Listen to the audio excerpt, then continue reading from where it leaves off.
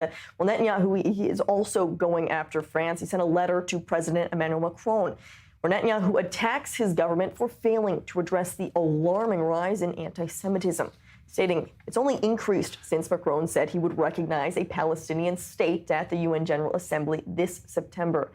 The Prime Minister writes, "This is not diplomacy, it's appeasement. It rewards Hamas's terror, reinforces its refusal to release the hostages, encourages those who threaten French Jews, and incites the hatred of Jews that rages on your streets."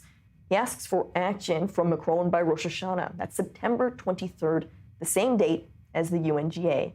Danny, this is exactly what you just stated, and apparently there's reports that this is just one letter being sent to France, but the Prime Minister plans to send them to many other countries, including Australia, that plan to formally recognize a Palestinian state. Yeah, that's the minimum he can do. Will it make a difference, though, if these countries have already made up their mind? You made a remark here, which is really, is going down to the crux of the matter.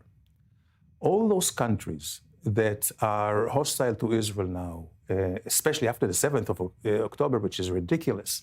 This is just a prize, giving really everything to Hamas. It's strengthening Hamas even vis-a-vis Abu Mazen, which is supposedly an ally of Macron and all the other. Anyway, but you mentioned that those countries, like in France, like in Australia, the Jewish community there feel under siege. So there is a direct correlation between those countries which are against Israel now and and the Jewish community's feeling of safety, security, and well-being.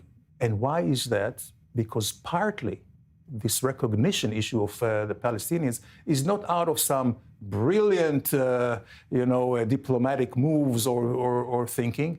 It's because of political pressure from Muslims, which are becoming more and more active in the political life, even in Australia. But in France, for sure, almost 10% of French population is Muslim. We're seeing this in the West, but what about then our partnerships in the Middle East? As these relationships are deteriorating in many of these Western allies, is now the time for Israel to strengthen its relationships around its neighbors? Yes, absolutely. And here, I'm less concerned about recognitions of Palestine, quote unquote, by Arabs, because they have done it already. They have done it long ago out of solidarity, out of pressure from their own people. So it's nothing new about it, and there is not really any weight to it. The Palestinians also know it. This is why they're seeking all these Western countries, which are important. So putting this aside, yes, Israel should actually move forward in changing the entire geopolitical situation here. But the only stumbling block, of course, is Gaza. I believe once we solve Gaza, then the Saudis are waiting in the wing to move forward. Other countries will join. Indonesia, which is the largest Muslim country, will also join. And by the way, I don't know if you have reported it, but in Indonesia, they have changed their curriculum whereby they are not looking down upon Jews. It's quite amazing. So everybody is waiting to do that.